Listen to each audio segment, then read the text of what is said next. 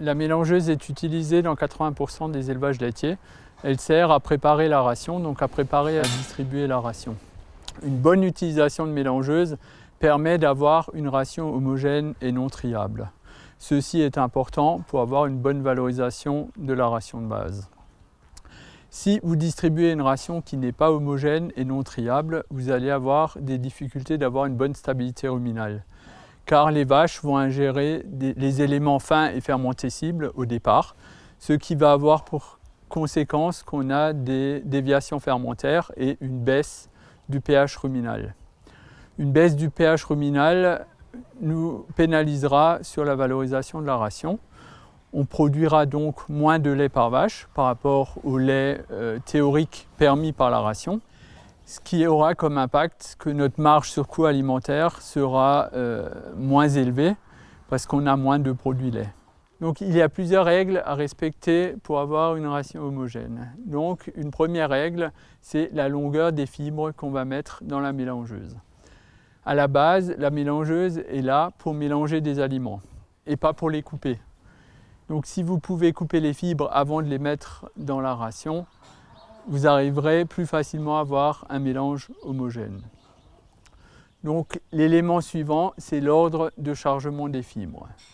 Si vous n'avez pas la possibilité de couper vos fibres, il faudra bien les mettre longues dans la mélangeuse.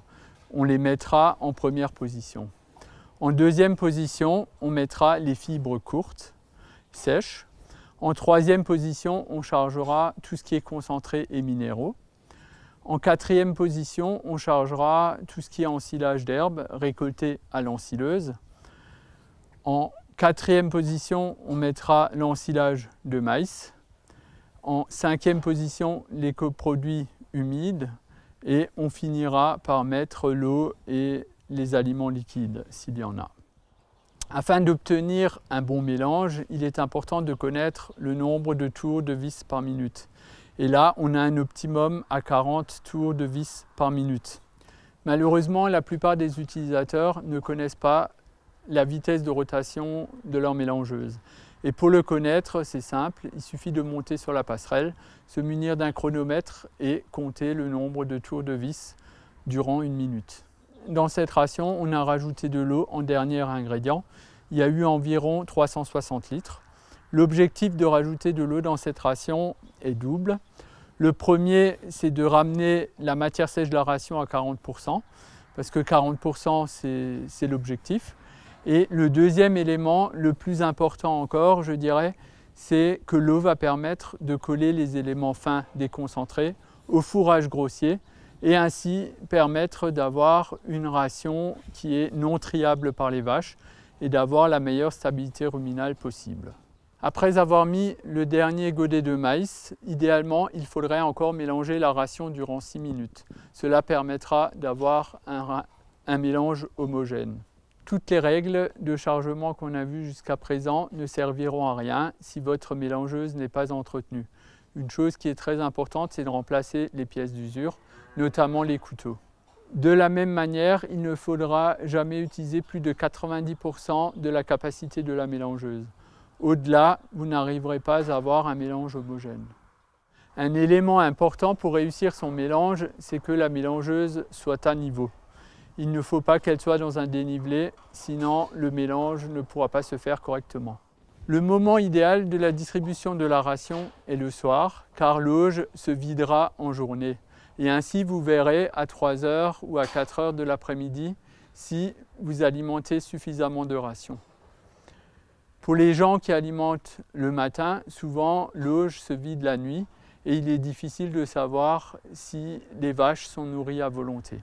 Une fois que la ration est distribuée, je vais prélever cet échantillon tout au long de l'auge.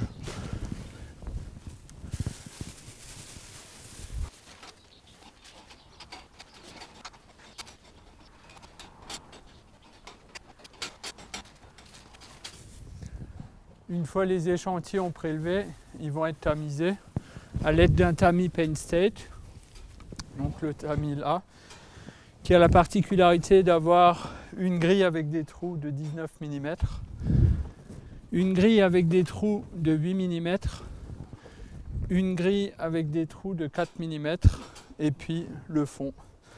Donc les éléments inférieurs à 4 mm finiront dans le fond. Et je vais faire 5 allers-retours par côté et je vais tourner 2 fois complètement le tamis.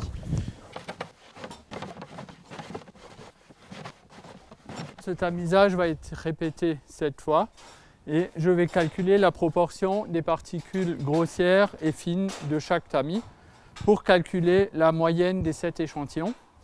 Ensuite, je vais calculer l'écart type de cet échantillonnage et pour finir, le coefficient de variation. Mon coefficient de variation, il va me déterminer si mon mélange est homogène ou pas. Donc en fait, une ration qui est homogène, elle a un coefficient de variation qui est inférieur à 3, inférieur ou proche de 3. Donc en fait, le calcul pour cette ferme a été réalisé et on a un coefficient de variation qui est excellent sur les parties 4-8 mm et 8-19 mm. Le dernier tamis, donc le fond, pour les particules inférieures à 4 mm, on a un coefficient de 4,5. Donc on s'approche de la perfection. Peut-être qu'en laissant tourner encore un petit peu plus longtemps, tourner la mélangeuse, on arriverait à arriver à un coefficient de variation de 3. Lors de mon installation, on a monté en effectif et donc la mélangeuse qui au début était prévue pour un certain nombre de vaches est devenue trop petite. Et donc j'ai demandé à Julien qui vérifie un peu l'homogénéité de la ration. Et donc c'est ce qu'il a fait. Donc initialement c'était une mélangeuse à axe horizontal de 10 mètres cubes et donc j'ai investi dans une mélangeuse de 15 mètres cubes double vis à axe vertical.